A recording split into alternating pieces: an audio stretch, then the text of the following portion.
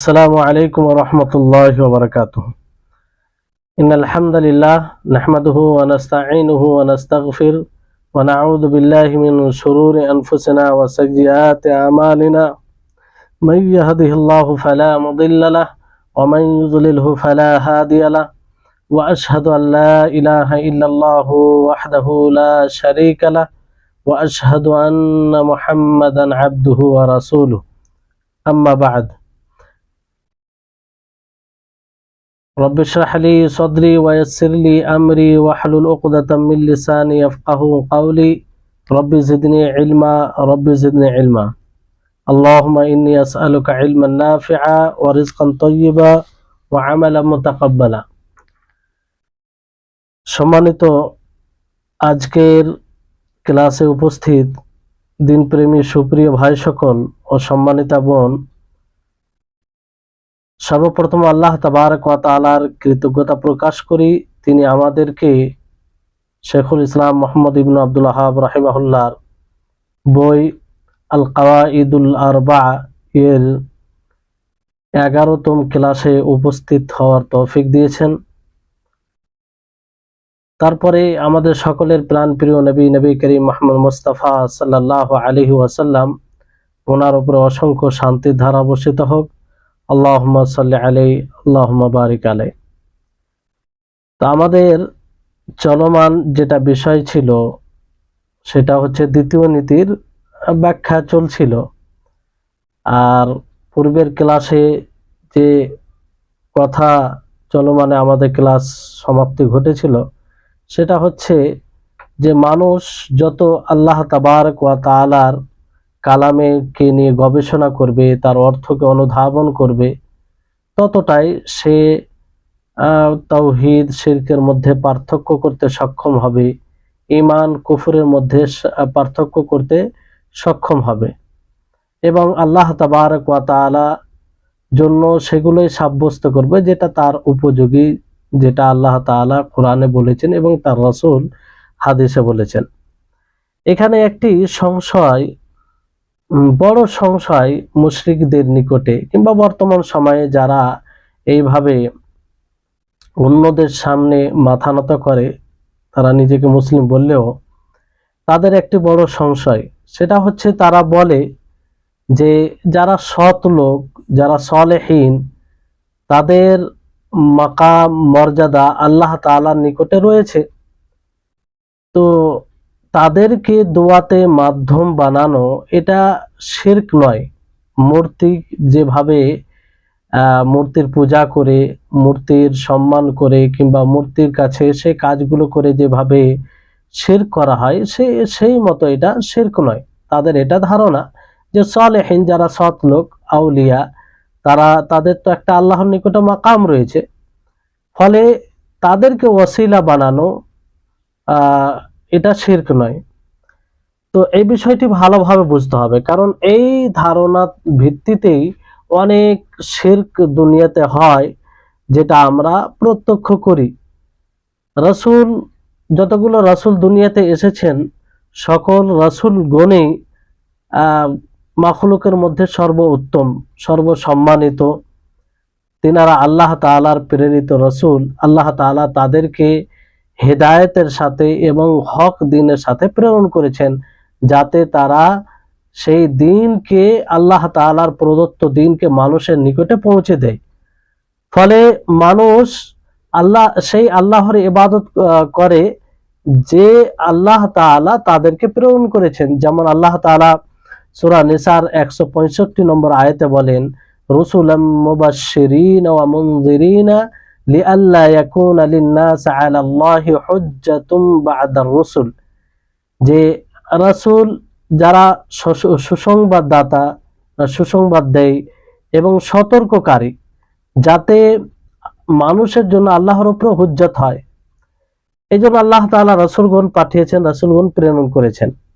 শেখুল ইসলাম ইবনে তাইমিয়া রাহিমাহুল্লাহ তিনি বলেন যে আল্লাহ তাবারক ওয়া তাআলার দ্বীন সেটাই যেই দ্বীন সহ আল্লাহ তাআলা রাসূলগণকে পাঠিয়েছেন, যেই দ্বীন আল্লাহ তাআলা কিতাবে নাজিল করেছেন, কিতাব রূপে আল্লাহ তাআলা নাজিল করেছেন।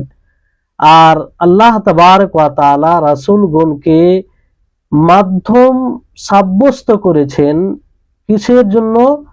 সেটা আল্লাহ এবং তার মাখলুকের মাঝে এটা মাধ্যম এই জন্য যাতে তারা আল্লাহ তাবারক ওয়া তাআলার পয়গাম, আল্লাহ তাআলার আদেশ এবং আল্লাহ তাআলার নিষেধ, আল্লাহ তাআলার বার্তা, আল্লাহ তাআলার ওয়াদা, আল্লাহ তাবারক ওয়া তাআলার ধমক মানবের নিকটে পৌঁছে দেয়।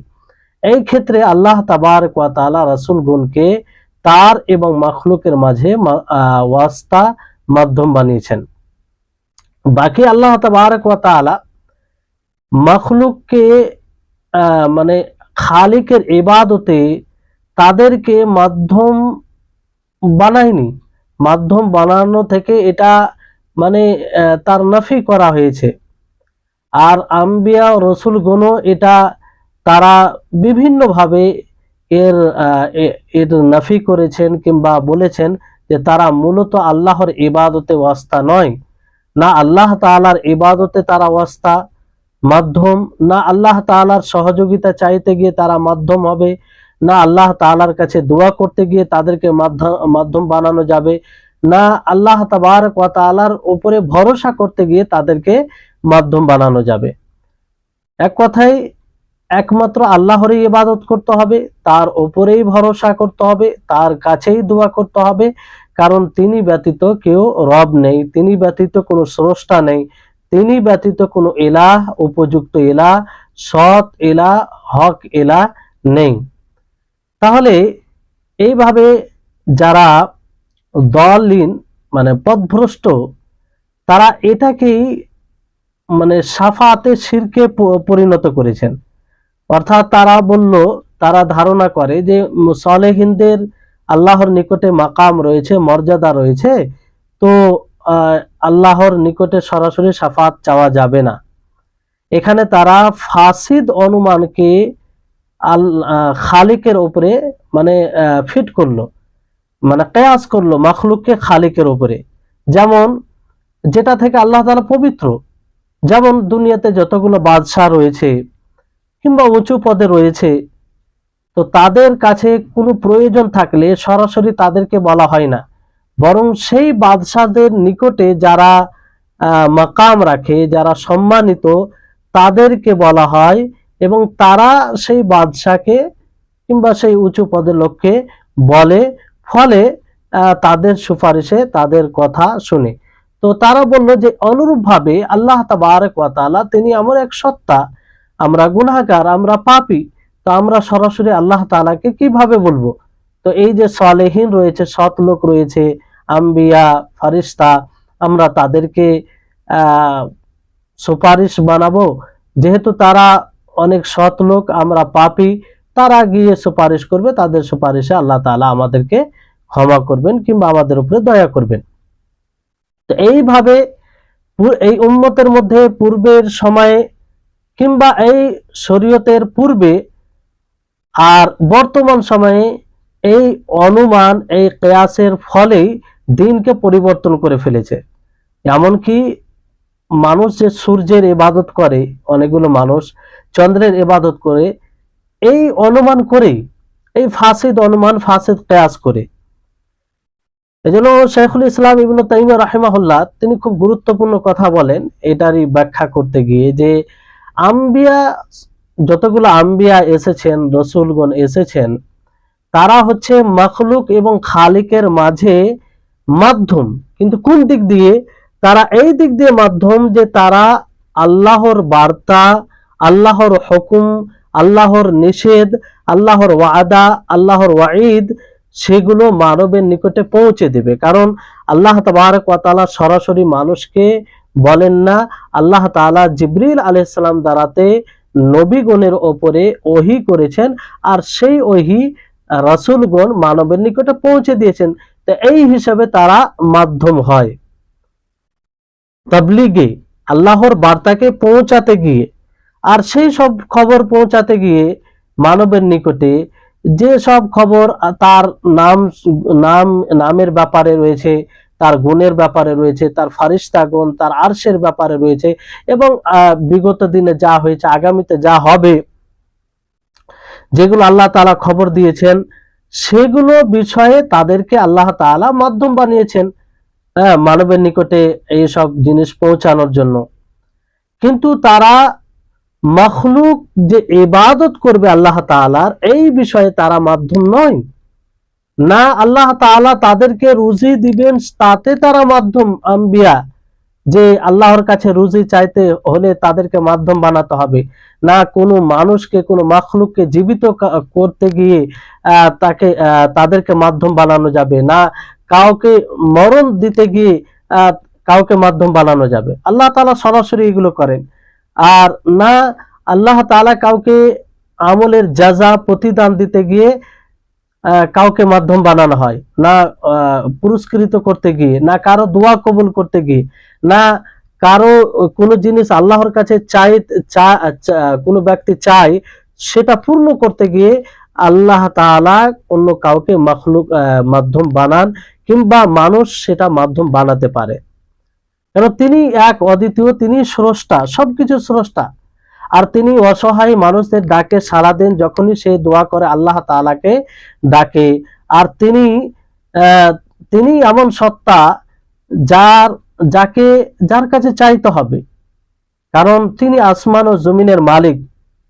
এজন্য আল্লাহ তাবারক ওয়া তাআলা সূরা নাহলের 53 নম্বর আয়াতে বলেন, ওয়ামা বিকুম মিন নি'মাতিন ফামিনাল্লাহ সুম্মা ইযা মাসসাকুমুদ দুররু ফাইলাইহি তাজআরুন। যে তোমাদের উপরে তোমরা যতগুলো নেয়ামত পেয়েছো সবগুলো আল্লাহ তাআলার পক্ষ থেকে, এটা অন্য কারো পক্ষ থেকে নয়। আর যখন তোমরা কোনো মুসিবতের সম্মুখীন হবে তো তার কাছেই ফরিয়াদ করো, তার কাছেই তার মুক্তির জন্য তার আশ্রয় নাও। অনুরূপভাবে আল্লাহ তাআলা এই সূরার 51 নম্বর আয়াতে বলেন যে ওয়াকাল আল্লাহু লা তাত্তাখিযু ইলাহাইনি ইসনাইনি ইন্নামা হুয়া ইলাহু ওয়াহিদ ফাইয়্যায়া ফারহাবুন। যে আল্লাহ তাআলা বলেন যে তোমরা দুই ইলাহ বানায় না, দুই মাবুদ বানায় না, কারণ তিনি এক অদ্বিতীয়। অতএব আল্লাহ তাআলা বলেন যে তোমরা আমাকেই ভয় করো। আল্লাহ তাবারক ওয়া তাআলা এক মাবুদ, তার সাথে কেউ শরীক নেই, মাবুদ একজনই। তাহলে এখান থেকে এটা স্পষ্ট হচ্ছে যে আল্লাহ তাআলা সবকিছুর মালিক, তো তার কাছে চাইতে হবে, অন্য কাউকে মাধ্যম কেন বানানো হবে। অনুরূপভাবে তিনি আরো বলেন যে কোনো ব্যক্তি যখন আল্লাহ তাআলাকে বলে, আল্লাহ তাআলার কাছে এইভাবে চায় যে অমুকের ওসিলাতে, ফারিস্তাগণের মধ্যে যে অমুক ফারিস্তার ওসিলাতে, অমুক নবীর ওসিলাতে, অমুক সৎ মানুষের ওসিলাতে, অমুক ব্যক্তির ওসিলাতে, অমুক ব্যক্তির মর্যাদায় আল্লাহর কাছে চায়, তো আসলে এটা তাদের দাবি করে যে তারা এইভাবে চায় এই কারণে যে তারা এটা ধারণা করে যে সেই সব সালেহিনদের আল্লাহর নিকটে মাকাম আছে, মর্যাদা আছে। আর এটা সঠিক, এতে কোনো সন্দেহ নেই। যারা সালেহিন হবে, আম্বিয়া, ফারিস্তাগণ, এদের তো আল্লাহর নিকটে মাকাম অবশ্যই আছে, তাদের মর্যাদা আছে। কিন্তু তাদের যে আল্লাহর নিকটে মর্যাদা আছে, এটা কিসের দাবি করে? এটা এর দাবি করে যে আল্লাহ তাআলা তাদের মর্যাদাকে, আম্বিয়াদের মর্যাদা, তাদের মাকামকে আরো বৃদ্ধি করবে, তাদেরকে উঁচু মর্যাদায় সমুন্নত করবে। তারা যখন সুপারিশ করবে তো আল্লাহ তাআলা তাদের সুপারিশকে গ্রহণ করবে, যদি আল্লাহ তাআলা তাদেরকে সুপারিশের অনুমতি দেয় তাহলে। কারণ আল্লাহ তাআলা বলেন মান যাল্লাযী ইয়াশফাউ ইনদাহু ইল্লা বিইذনি, যে আল্লাহ তাআলা তার অনুমতি ব্যতীত কেউ সুপারিশ করতে পারবে না। তো তাদের যে মাকাম আল্লাহ তাআলার নিকটে আছে, যেটা সঠিক, এতে কোনো সন্দেহ নাই। তো এটা দাবি করে যে যারা তাদের অনুসরণ করবে, আম্বিয়াদের অনুসরণ করবে, তা আম্বিয়া কি বলেছে যে একমাত্র তোমরা আল্লাহর ইবাদত করবে, তো এই কথার অনুসরণ করবে, এটাকে বাস্তবায়ন করবে। কিংবা তারা আল্লাহর দাসত্বের জন্য যেসব পথ তৈরি করে গেছেন, আম্বিয়া বলেন, সালেহিন বলেন, শরীয়ত অনুযায়ী, তাহলে সেটার যারা অনুসরণ করবে, তো যারা তাদের হুকুমের অনুসরণ করবে এবং আল্লাহর নিকট থেকে যা তারা পৌঁছালছে সেটার অনুসরণ করবে, তাহলে তারা সৌভাগ্যশীল হবে। যারা তাদের অনুসরণ করবে, তারা সৌভাগ্যশীল হবে। কিন্তু শুধু স্বতন্ত্রভাবে তাদের আল্লাহর নিকটে মর্যাদা, তাদের আল্লাহর নিকটে মাকাম, এটা এই দাবি করে না যে তাদের কাছে দোয়া করতে হবে, তাদেরকে আল্লাহর নিকটে চাইতে গিয়ে মাধ্যম বানাতে হবে, এটা দাবি করে না। আর এই দাবি কোনো কোনো দিক দিয়ে এটা প্রমাণিত হচ্ছে না, না কোরআন হাদিসের আলোকে, না বিবেক, যদি আমরা বিবেক দিয়ে ভাবি তবুও এটা প্রমাণিত হচ্ছে না। তাহলে তাদের মাকাম, তাদের মর্যাদা তখনই মানুষের জন্য উপকৃত হবে যখন মানুষরা তাদের অনুসরণ করবে। তারা যেভাবে জীবন যাপন করেছেন সেভাবে জীবন যাপন করবে, তারা যে হুকুম দিয়েছেন সে হুকুমকে পালন করবে, তারা যে ভিত্তিতে কোরআন হাদিস অনুযায়ী জীবন যাপন করেছেন সেটাকে নিজের নিজের সেই মতো জীবন যাপন করবে।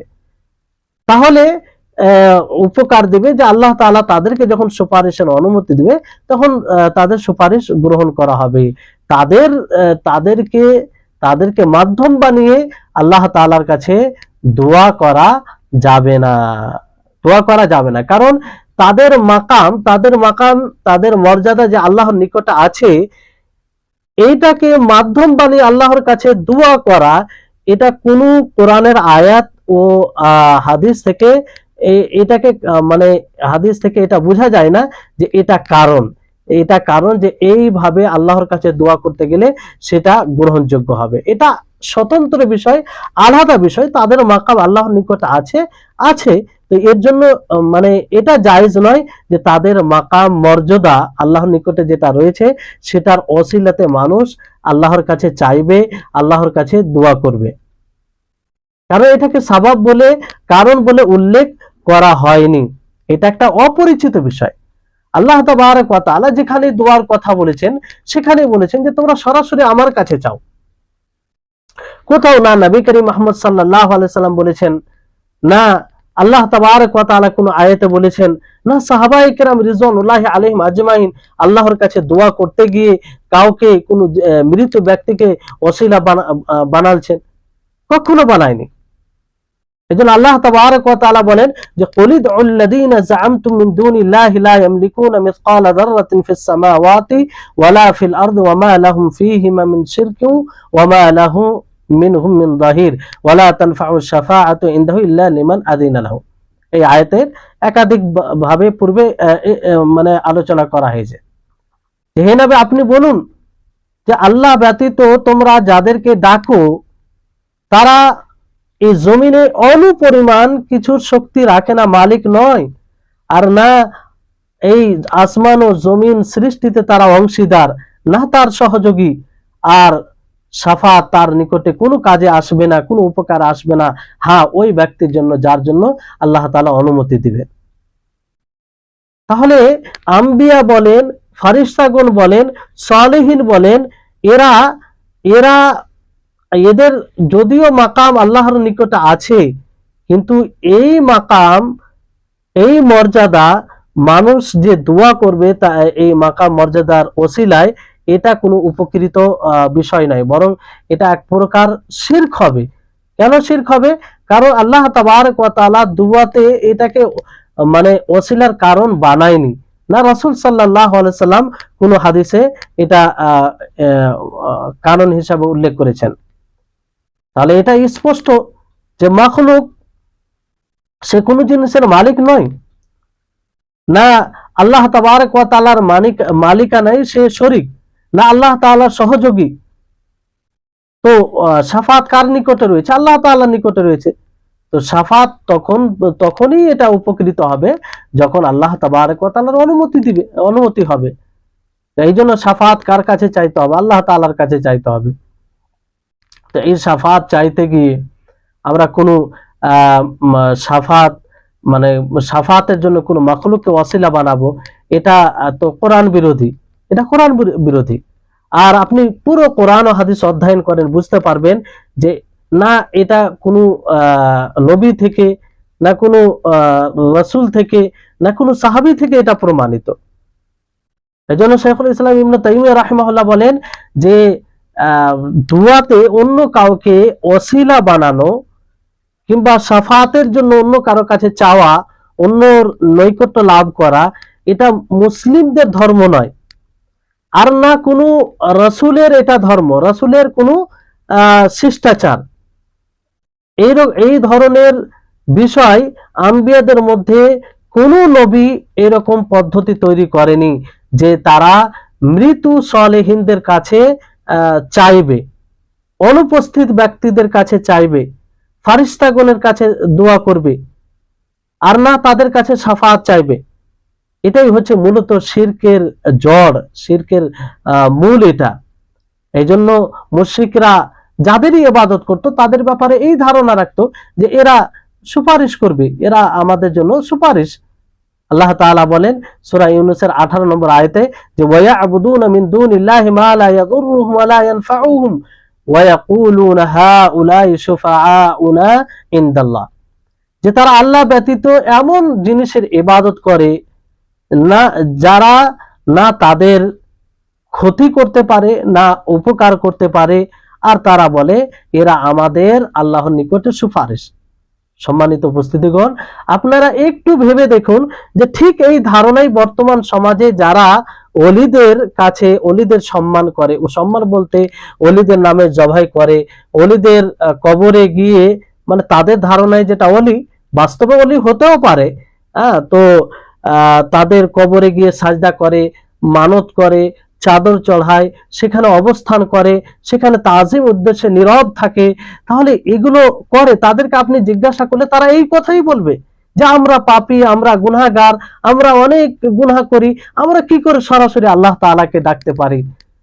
তো ঠিক মুশরিকিনদের এই ধারণা ছিল। তো তাদের আর এদের মধ্যে পার্থক্যটা কি হলো? কি পার্থক্য রইল? কিসের ভিত্তিতে তারা করে এগুলো?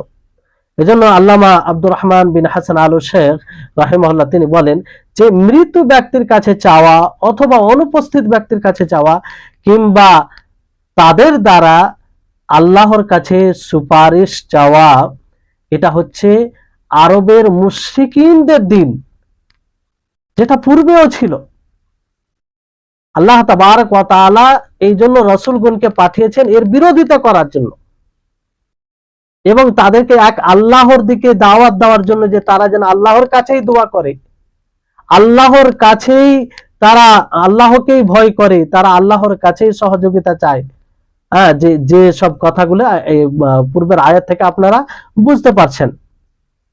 আর আল্লাহ তাআলা কঠোর ভাবে ধমক দিয়েছেন যারা আল্লাহ ব্যতীত অন্য কাউকে ডাকে, অন্য কাউকে সুপারিশ হিসেবে গ্রহণ করে, আল্লাহ তাআলা তাদেরকে কঠোর ভাবে ধমক দিয়েছেন। যেমন আল্লাহ তাআলা বলেন সাইয়্যিদুল মুরসালিন, যিনি আম্বিয়াদের সর্দার, যিনি সর্বোত্তম নবী, তাকে সম্বোধন করে তার অধিকারে তার ব্যাপারে আল্লাহ তাআলা বলেন কুল ইন্নামা আদউ রাব্বি ওয়ালা উশরিকু বিহি আহাদা কুল ইন্নী লা আমলিকু লাকুম দাররা ওয়ালা রাশাদা। আল্লাহ তাআলা বলেন হে নবী আপনি বলুন যে আমি আল্লাহ তাআলাকে ডাকি, আমি আমার রবকে ডাকি, ওয়ালা উশরিকু বিহি আহাদা, আমি তার সাথে কাউকে শরীক করি না। তো সাইয়্যিদুল আম্বিয়া তিনি যদি আল্লাহ তাআলাকে ডাকেন তো আমাদেরকে কাকে ডাকতে হবে? সেই আল্লাহকে ডাকতে হবে। লাকাদ কানা লাকুম ফি রাসূলিল্লাহি উসওয়াতুন হাসানা, নবী করিম মুহাম্মদ সাল্লাল্লাহু আলাইহি সাল্লামের জীবনী আমাদের সকলের জন্য উত্তম আইডিয়াল, উত্তম নমুনা। তারপর আল্লাহ তাআলা বলেন যে কুল আপনি বলুন যে ইন্নী লা আমলিকু লাকুম দাররা ওয়ালা রাশাদা, যে আমি তোমাদের না উপকারের কোনো মালিক না অপকারের মালিক। একটু চিন্তা করুন যে যিনি সাইয়্যিদুল আম্বিয়া, যিনি আফজালুল আম্বিয়া, যিনি দুনিয়াতে সর্বসম্মানিত, আখিরাতে সর্বসম্মানিত, তিনি তিনি তিনি বলছেন, আল্লাহ তাআলা ঘোষণা করতে বলছেন যে আপনি বলুন যে আমি তোমাদের জন্য নাফা নোকসানের মালিক নয়। তো নবী সাল্লাল্লাহু আলাইহি সাল্লাম যদি মালিক না হয় তাহলে অন্য কোনো ব্যক্তি কি করে হতে পারে? তা আপনি যখন অন্য কাউকে নাফা নোকসানের মালিক মনে করছেন, যে নাফা নোকসানের মালিক মানে কি? অনেকেই ভাবে যে আমার এই ওলি আমাকে বিপদ থেকে উদ্ধার করবে, আমার অমুক বরকত হবে, এটা সেটা নানা রকম তাদের ধারণা থাকে। তাহলে তাদের কথা, তাদের আমল অনুযায়ী হয় আল্লাহ তাবারক ওয়া তাআলার এই বাণী মিথ্যা, নাউজুবিল্লাহ, না হয় তারা মিথ্যা, দুটোর মধ্যে একটা হবে, এর মধ্যে কোনো রাস্তা নেই। আল্লাহ তাআলা ঘোষণা করাচ্ছেন নবীর দ্বারা যে আপনি বলুন যে আমি নাফা নোকসানের মালিক নয়, আমি উপকার অপকারের মালিক নয়। তা আমরা কি করে অন্যের ব্যাপারে ধারণা রাখতে পারি, রাসূলের ব্যাপারে কি করে ধারণা রাখতে পারি যে তিনি মৃত্যুর পরে আমাদের উপকার করবে, তিনি মৃত্যুর পরে আমাদের অপকার করবে, কিংবা আর অন্য সৎ লোক অপকার করবে। বড় জেহালাত, অজ্ঞতা, নির্বোধ ছাড়া কিছুই নয়। তারপরে আল্লাহ তাআলা আরো বলতে বলেন যে কুল ইন্নী লা ইউজিরানি মিনাল্লাহি আহাদ ওয়া লান আজিদা মিন দুনিহি মুলতাহাদা, যে আপনি বলুন যে আল্লাহ তাআলা থেকে কেউ আমাকে বাঁচাতে পারবে না, আর আল্লাহ তাআলা ছাড়া কেউ আশ্রয় দিতে পারবে না। তাহলে সবকিছু আল্লাহ তাআলা মালিক। তারপরে আল্লাহ তাআলা বলেন ইল্লা বালাগাম মিনাল্লাহি ওয়া রিসালাতি, হ্যাঁ আল্লাহর পক্ষ থেকে শুধু পৌঁছানো দায়িত্ব রাসূলের এবং তার রিসালাতকে। যারাই আল্লাহ এবং তার রাসূলের অবাধ্যতা করবে তাদের জন্য জাহান্নামের আগুন রয়েছে, যেখানে তারা চিরস্থায়ী থাকবে। এত সুস্পষ্ট আয়াত আল্লাহ তাআলার বাণী থাকার পরেও যদি এইসব জেহালাত, অজ্ঞতার পরিচয় দেই, তাহলে আল্লাহ তাআলা মাফ করবে? এইসব আয়াতকে সামনে রেখে যদি চিন্তা ভাবনা করে, তার জন্য স্পষ্ট হয়ে যাবে যে তৌহিদ এবং তৌহিদ পরিপন্থী কি জিনিস। পুরো কোরআনই এটা স্পষ্ট করে যে একমাত্র আল্লাহর কাছেই চাইতে হবে, আল্লাহর কাছেই দোয়া করতে হবে। এই দোয়া করতে গিয়ে অন্য কাউকে সুপারিশ, অন্য কাউকে ওয়াসিলা বানানো যাবে না। তো যারা কবরীগীন রয়েছে, কবরীগীন বলতে যারা কবরে গিয়ে ইবাদতের যে প্রকারগুলো রয়েছে সেই প্রকারগুলো সেখানে করে, তারা মূলত তৌহিদকে বুঝতে পারেনি, আর তৌহিদের পরিপন্থী বিষয় সেটাকেও তারা বুঝতে পারেনি। এই জন্য আল্লাহ তাবারক ওয়া তাআলার কাছে চাওয়া, সরাসরি চাওয়া, এবং মৃতদের কাছে সরাসরি চাওয়া, দুটোকেই তারা এক করে দিয়েছে। আল্লাহ তাবারক ওয়া তাআলার কাছে চাওয়া এবং মৃতদের দ্বারা আল্লাহর কাছে সুপারিশ নেওয়া, এটাকে তারা মানে দ্বীনের অংশ ভেবেছে। দুটোর মধ্যে কোনো পার্থক্য তারা করেনি। তো তাদেরকে এই তাওহীদকে বুঝা আর আল্লাহ তাআলার জন্য ইখলাস, এই বিষয়টি বুঝা কতটা জরুরি তাদের জন্য। এই জন্য সালেহ ফাওজান হাফিজাহুল্লাহ তিনি বলেন যে আল্লাহ তাআলা তিনি মুখাপেক্ষীহীন, তিনার শাফি যে সুপারিশ করবে তার সহযোগিতার কোনো প্রয়োজন নাই। কতটা নির্বোধের পরিচয় দেই যারা মাখলুককে সুপারিশ হিসেবে গ্রহণ করে। আচ্ছা বলুন, যদি আপনাদেরকে প্রশ্ন করা হয় যে দুনিয়াতে যারা উঁচু পদে আছে, বাদশাহ বলেন, প্রধানমন্ত্রী বলেন, কিংবা আরো উঁচু লেভেলে আছে, তাদের কাছে মানুষ কেন সুপারিশ করে? কারণ তার নিকটে সব রকম কথা পৌঁছায় না, সে সমস্ত লোকের ব্যাপারে সবকিছু জানে না, আর সে ওই রকম দয়াশীল নয়। এই জন্য প্রয়োজন পড়ে যে তার কাছের যারা মানুষ তারা বলবে এবং তাদের কথাই সে অন্যের উপরে ইহসান করবে। আর ইহসান করতে গিয়ে তার পার্থিব স্বার্থ থাকে, যদি তাদের কথা না শুনে তাহলে তাকে হয়তো আগামীতে সমর্থন করবে না। তো আল্লাহ তাবারক ওয়া তাআলার জন্যই ওই অনুরূপ ভাবে সুপারিশ মাখলুককে গ্রহণ করে। অথচ আল্লাহ তাবারক ওয়া তাআলা তিনি আলিম, তিনি সবকিছু জানেন। যার জন্য সুপারিশ করা হবে তার প্রত্যেকটি বিষয় আল্লাহ তাআলা অবগত, তার সমস্ত দিক দিয়ে আল্লাহ তাআলা অবগত। আর আল্লাহ তাবারক ওয়া তাআলা তিনি মানুষের জন্য কল্যাণ চান, মানুষের উপরে অতি দয়াশীল, পিতা মাতার চেয়ে অধিক গুণে তিনি দয়াশীল, যার কোনো আমরা সীমাবদ্ধ করতে পারি না। আর তিনি মানুষের প্রয়োজনকে পূর্ণ করে। যখন মানুষ আল্লাহর কাছে সততার সাথে চায় এবং তার দিকেই ধাবিত হয়, তারই আশ্রয় গ্রহণ করে, তখন আল্লাহ তাআলা তার প্রয়োজনকে পূরণ করে কোনো অস্তা, কোনো মাধ্যম ছাড়াই। তাহলে বলুন, এক প্রকার সুপারিশ গ্রহণ করে, এক প্রকার মাখলুককে সুপারিশ বানিয়ে আল্লাহ তাআলাকে ছোট করে, নাউজুবিল্লাহ, আল্লাহ তাআলাকে ত্রুটি মুক্ত নয়, ত্রুটি যুক্ত মনে করে। তাদেরকে ভাবা উচিত, কারণ সুপারিশ তার কাছেই করতে হবে যে অন্য যে পরিপূর্ণতা গুণ রাখে না, যে সব রকম খবর রাখে না। আপনি যেমন একটি আহ, যেমন ধরুন যে আপনি একটি ইউনিভার্সিটিতে পড়াশোনা করেন, পড়াশোনা আপনি ভালো, পড়াশোনায় ভালো, আপনার সেরকম চর্চা হয়নি, কিন্তু পড়াশোনায় ভালো, আপনার শিক্ষক জানে। এখন ইউনিভার্সিটির পক্ষ থেকে একটা প্রোগ্রামের ব্যবস্থা করা হয়েছে, আর সেখানে ভালো ছেলেদেরকে সুযোগ দেওয়া হবে। এই ক্ষেত্রে আপনার নামটা আসা উচিত ছিল, কিন্তু আপনার নামটা আসছে না, যেহেতু যারা ম্যানেজমেন্ট তারা আপনার ব্যাপারে জানে না, তারা আপনার ব্যাপারে জানে না যে সে ছেলেটা ভালো ভালো ভূমিকা পালন করতে পারবে। তো সেখানে সুপারিশের প্রয়োজন পড়ে, যে যারা আপনাকে জানে তারা গিয়ে বলে যে না, অমুক ছেলেটা সেটাও, সেও পড়াশোনায় ভালো আর সে ভালো ভূমিকা একটা রাখতে পারে, তখন তাদের কথা শুনে আপনাকে রাখা হয়। তার মানে কি এখানে তাদের দুর্বলতা আছে যে আপনার ব্যাপারে তারা জ্ঞাত নয়? আল্লাহর ব্যাপারে কি এই ধারণা রাখা যায়? নাউজুবিল্লাহ। তো ব্রেন আল্লাহ তাআলা বিবেক দিয়েছে, এই বিবেককে ব্যবহার করতে হবে, না না হলে এই বিবেক কেন দিয়েছেন আল্লাহ তাআলা, এর নাশকরি হবে। তাহলে মাখলুককে কোনো মতেই দোয়ার মধ্যে মাধ্যম বানানো যাবে না, মাধ্যম বানানো এটা শিরক। আর এই শিরকের কারণেই বর্তমান সময়ে অনেক শিরকের আবির্ভাব ঘটেছে। তো যারাই আল্লাহ তাবারক ওয়া তাআলার এবং বান্দার মাঝে আল্লাহ তাআলার কাছে দোয়া করতে গিয়ে অন্য কাউকে মাধ্যম বানায়, তারাই শিরক করে আল্লাহ তাআলার সাথে। শেখুল ইসলাম ইবনে তাইমিয়া রাহিমাহুল্লাহ তিনি আরো বলেন যে সেই সব মুশরিকিন যাদের সাথে আল্লাহ নবী মুহাম্মদ সাল্লাল্লাহু আলাইহি সাল্লাম কিতাল করেছেন, যাদেরকে আল্লাহ নবী তিনি কাফের বলেছেন, তাদের রক্ত, তাদের ধন সম্পত্তিকে জায়েজ করেছিলেন, অর্থাৎ তারা তাদের সাথে যুদ্ধ করা, এই জন্য নয় যে তারা তাদের মাবুদের ব্যাপারে এই কথা বলতো যে তাদের মাবুদ আসমান ও জমিন ও পুরো দুনিয়া সৃষ্টিতে শরিক রয়েছে, এই কথার জন্য নয়, বরং তারা এটা তো স্বীকার করতো যে আসমান ও জমিনকে সৃষ্টি করনেওয়ালা একমাত্র আল্লাহ তাআলা, সেই উপরওয়ালা।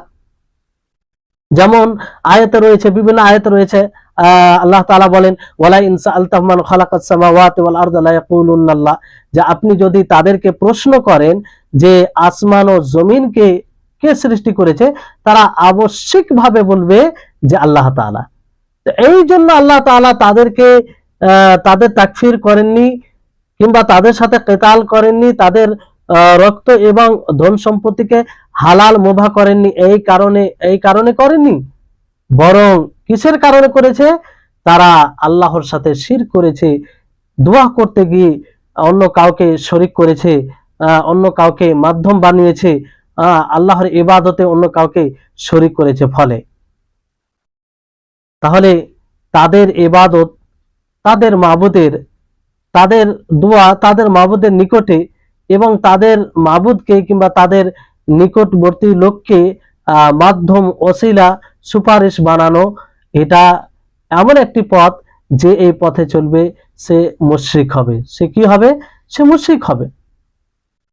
আর এটা এমন একটা শিরকি কাজ, যদি যারা এই শিরকি কাজ করে তাদের নিকটে যদি সঠিক দাওয়াত পৌঁছে যায়, তাদেরকে বলা হয় যে এটা শিরক, এটা মুশরিকিনদের কালচার, তারপরে তারা এর উপরে অব্যাহত থাকে, তো ইসলামিক রাষ্ট্র হলে তাদেরকে হত্যা করা জরুরি হয়ে যায়, যদি দিনের নাম দিয়ে এগুলো করে।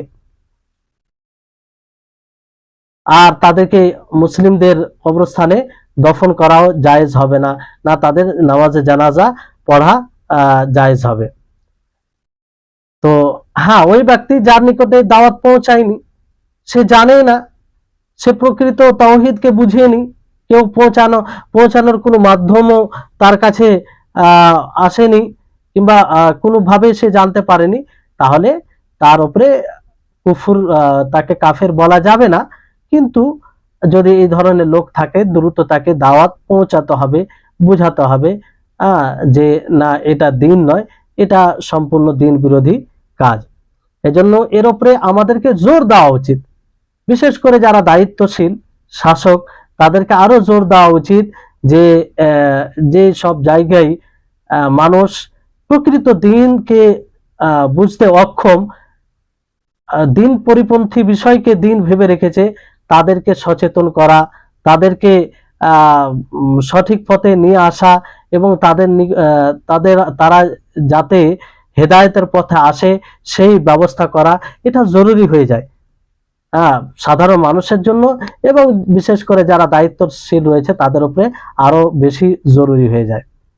তো এই শাফাআত, যে শাফাআতের জন্য মানুষ অন্য কাউকে মাধ্যম বানায়, আল্লাহর মাখলুকের মধ্যে কাউকে, সেই ফারিস্তা হতে পারে, নবী হতে পারে, কোনো সৎ বান্দা হতে পারে, তো এটা আসলে এই শাফাআত একমাত্র এই করে শাফাআত পাবে না, বরং এই শাফাআতের সেই ব্যক্তি পাবে এই শাফাআত যে আল্লাহর জন্য তাওহীদকে খালিস করবে, এক আল্লাহর জন্যই ইবাদত করবে।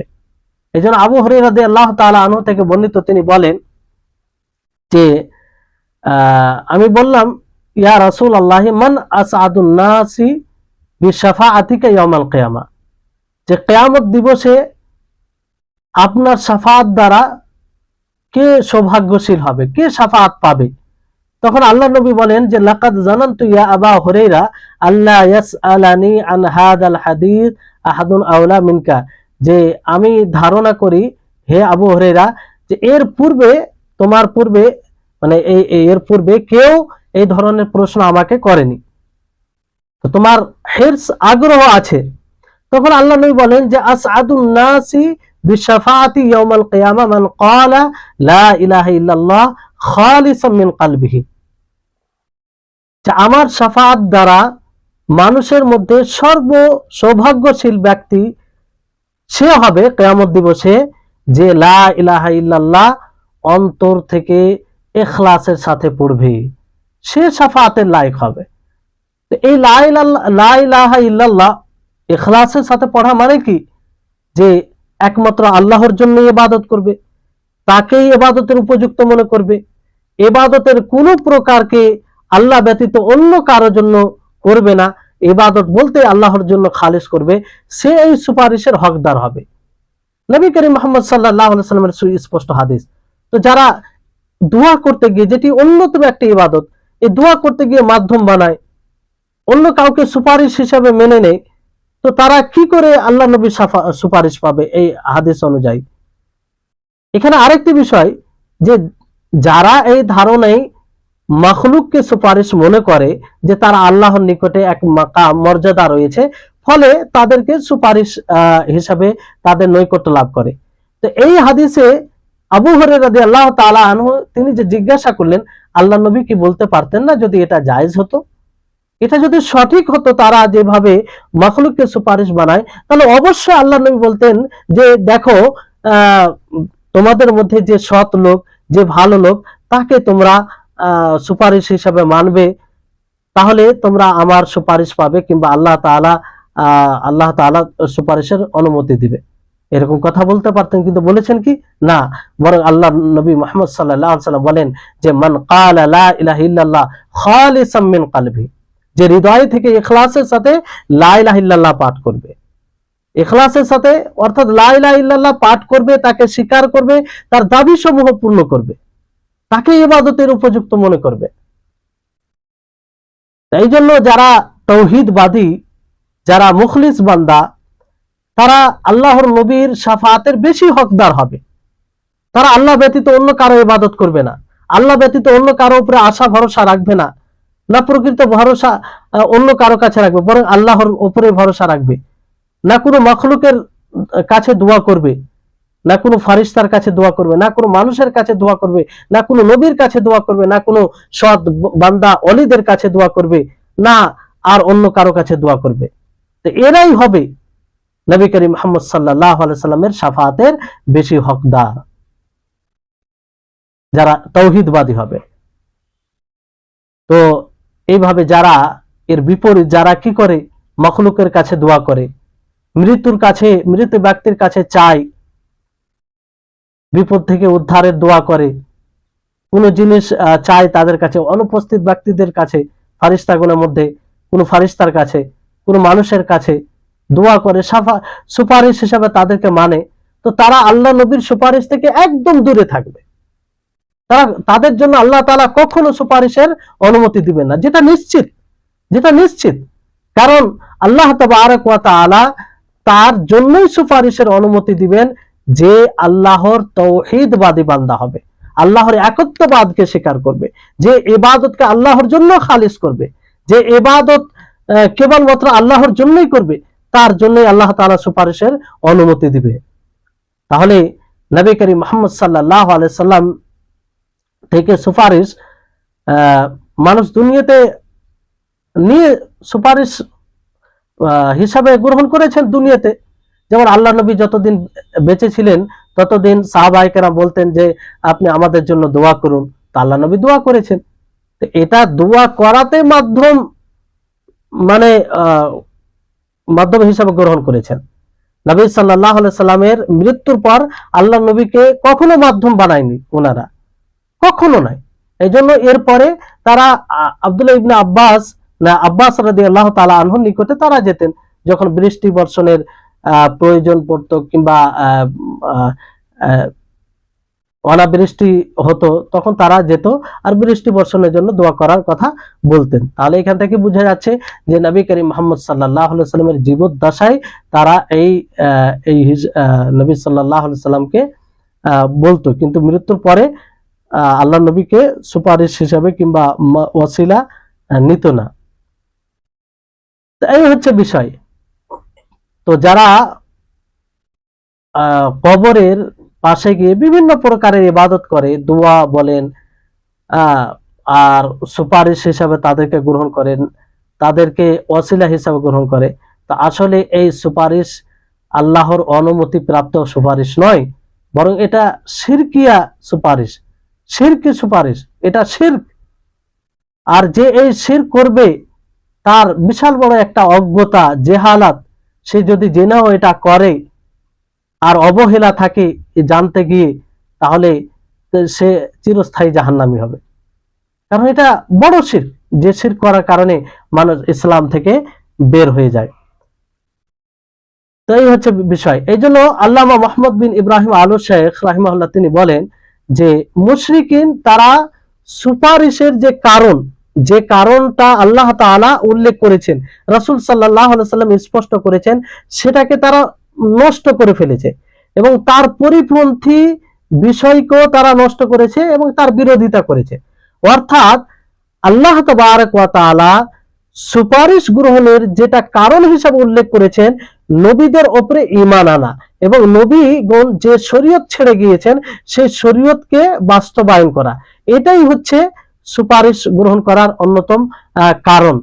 কিন্তু এটাকে তারা ছেড়ে দিয়ে প্রত্যাখ্যান করে কি করেছে, আউলিয়াদেরকে,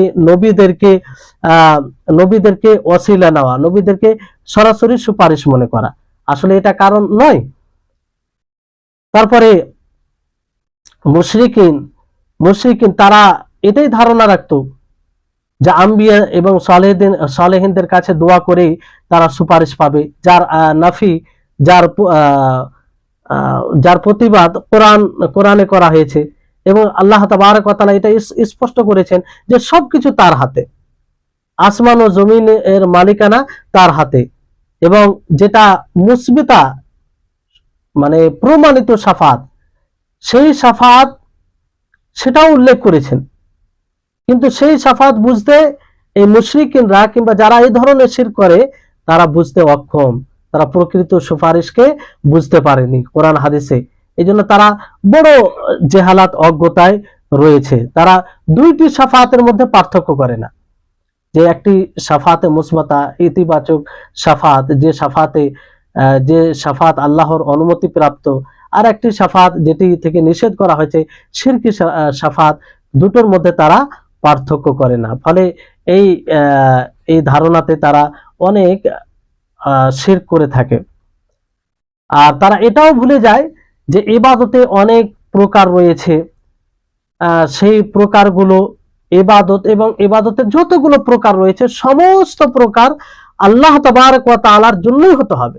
আর বিশেষভাবে দোয়া তো একটি স্বতন্ত্র ইবাদত। কিন্তু এই বিষয়ে তারা এতটা পথভ্রষ্ট হয়েছে যে যার ফলে অনেক শুধু এই বিষয়ে শিরক নয়, এই শিরক করতে গিয়ে আরো অনেক শিরক তাদের মধ্যে চলে এসেছে। বাস এটা বলে শেষ করব যে আল্লাহ তাবারক ওয়া তাআলা যেমন সূরা ফুরকানে ৭৭ নম্বর আয়াতে বলেন যে দোয়াটি একটি স্বতন্ত্র ইবাদত।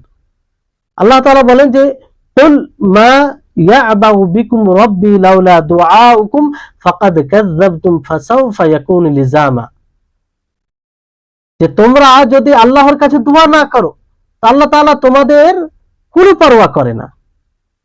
আল্লাহ তাআলা বলছে হে নবী আপনি বলুন যে আমার রব আমার প্রতিপালক তোমাদের কোনো পরোয়া করে না যদি তোমরা দোয়া না করো তার কাছে, আর তোমরা মিথ্যা আরোপ করো তাহলে তোমাদের জন্য শাস্তি রয়েছে। তাহলে এখানে দোয়া যদি আল্লাহর নিকটে না করা যায় তো আল্লাহর কোনো পরোয়া নেই, আল্লাহর কোনো অসুবিধা নেই, কিন্তু তারা কি হবে? শাস্তির সম্মুখীন হবে, কারণ এই দোয়াটি হচ্ছে ইবাদত। অনুরূপ ভাবে আল্লাহ তাবারক ওয়া তাআলা সূরা আম্বিয়ার 90 নম্বর আয়াতে বলেন যে ইন্নাহুম কানু ইউসারিউনা ফিল খায়রাত ওয়া ইয়াদউনা রাগাবাও ওয়া রাহাবা, যে তারা কল্যাণমূলক কাজে সৎ কাজে প্রতিযোগী, এক অপরের চেয়ে এগিয়ে যাওয়ার চেষ্টা করত, আর আল্লাহকে ভীত হয়ে আল্লাহর প্রতি আশা হয়ে তার কাছে দোয়া করত। তাহলে এটা প্রশংসা করে আল্লাহ তাআলার বলা, তার মানে এটি আল্লাহর পছন্দনীয় একটা আমল, যে পছন্দনীয় ইবাদত। তো এই দোয়াটি একটি স্বতন্ত্র ইবাদত, ওই জন্য এই দোয়া একমাত্র আল্লাহর জন্য হতে হবে। এতে কাউকে মাধ্যম বানানো যাবে না। যেমন আপনি সালাত পড়তে গিয়ে কাউকে মাধ্যম বানান না, যেমন আপনি হজ করতে গিয়ে স্বতন্ত্র ইবাদতে আপনি কাউকে মাধ্যম বানান না, যেমন আপনি সিয়াম সাধনা করতে গিয়ে রোজা রাখতে গিয়ে অন্য কাউকে আপনি মাধ্যম বানান না, অনুরূপ ভাবে দোয়াটি হচ্ছে একটি স্বতন্ত্র ইবাদত, যেটি অন্যতম ইবাদত, যে ইবাদতের অনেক মর্যাদা রয়েছে, যে ইবাদতে একাধিক ইবাদত একত্রিত হয়ে যায়, সেই ইবাদত খালিস আল্লাহ তাবারক ওয়া তাআলার জন্য হতে হবে। তো যাই হোক, ইনশাআল্লাহ আগে কিছু এর সাথে সম্পৃক্ত কিছু কথা রয়েছে, তারপরে আমরা ধাপে ধাপে ইনশাআল্লাহ এগিয়ে যাব। আল্লাহ তাবারক ওয়া তাআলার নিকটে দোয়া করি যে হে আল্লাহ, তুমি আমাদের সকলকে তোমার প্রকৃত ইবাদতকে বোঝার তৌফিক দাও, আর যেন সমস্ত ইবাদতকে তোমার জন্য খালিস করতে পারি, তোমার জন্যই ইবাদত করতে পারি, আর প্রকৃতভাবে তোমাকেই যেন ইবাদতের উপযুক্ত মনে করি। ওয়া আখিরু দাওয়ানা আলহামদুলিল্লাহি রাব্বিল আলামিন। আসসালামু আলাইকুম ওয়া রাহমাতুল্লাহি ওয়া বারাকাতুহু।